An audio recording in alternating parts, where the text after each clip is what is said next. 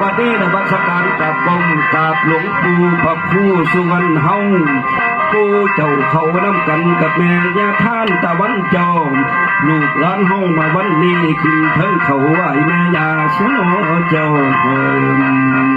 ได้นำเครื่องสักการะมาบูชามายืนถวายบูชาทั้งข้าวตอกดอกไม้อาหารพร้อมเนื้อถวาย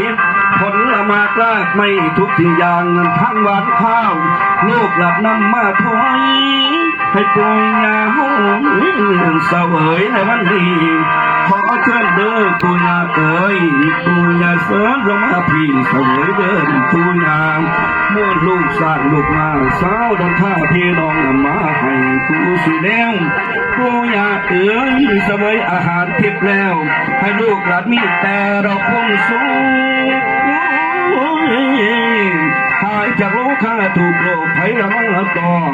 อย่าบีมองอย่าบีมันเขาเคยเล่นออกทางไปทางรถกระตำสร้าง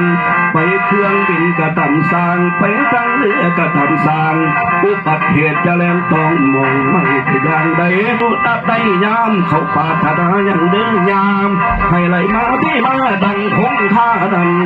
เงินใบพันทั้งใบร้อยให้เต็มถุงเต็มไทยให้ไหลมาคือถอกน้ำให้ไหลโคอยู่ยังปีเศร้าหมกน้ำหมอกแก้นมาไหวโคมือนี้สาธุเนื้อเศร้าดอนข้าเศร้าโอท้องน้ำมือนี้มาไหวปุญญาให้มีสุขหายจากโลกข้าถูกโลกไผ่ยามังกระตองโลกสมองอับไซเมือง